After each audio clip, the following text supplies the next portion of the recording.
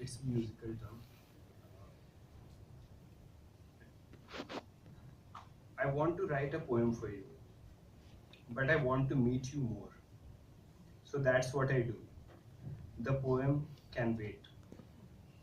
I text you, ask if you're free. You tell me not today, you are busy. But you call me in the evening. You say, we'll meet. And I say, okay. And everywhere, poets are writing poems for their lovers. And me, I'm meeting you today.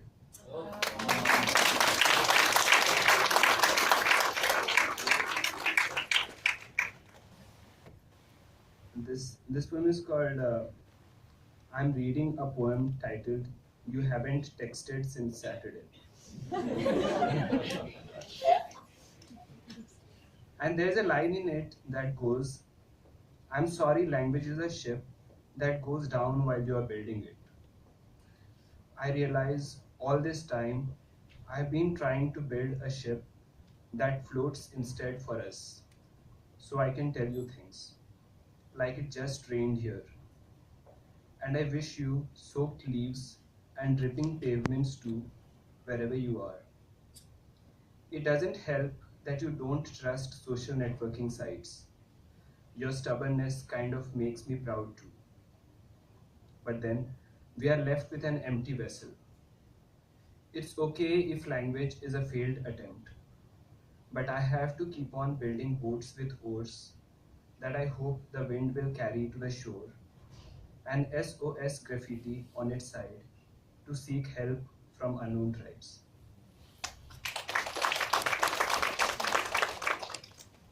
Uh,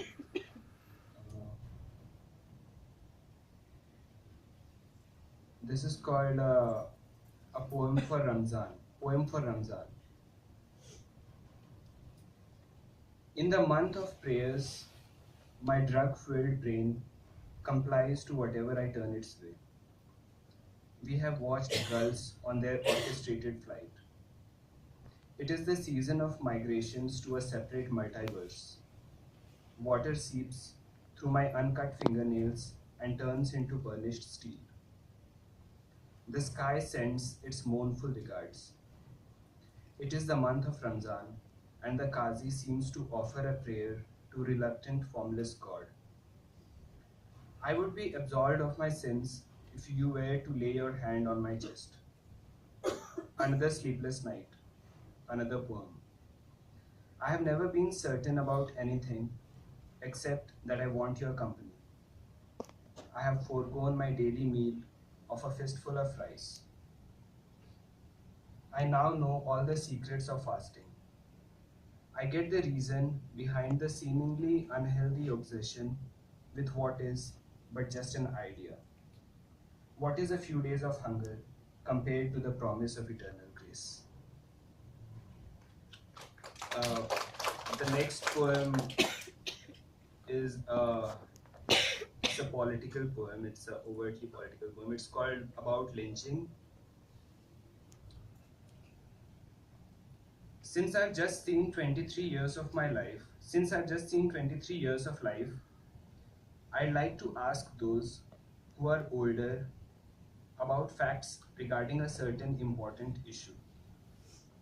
I'd like to know if when they were the same age as I am now, did they too witness a lull enveloping the streets just before another lynching was orchestrated? Bruegel the Elder did paint a man drowning with others watching, going leisurely around with their work, not paying heed. Was it the same when a chosen person was killed by an angry mob?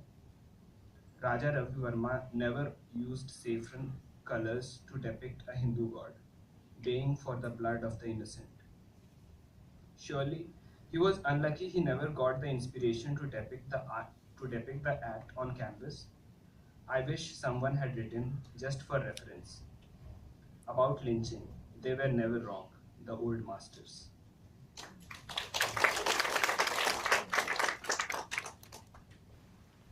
Last poem.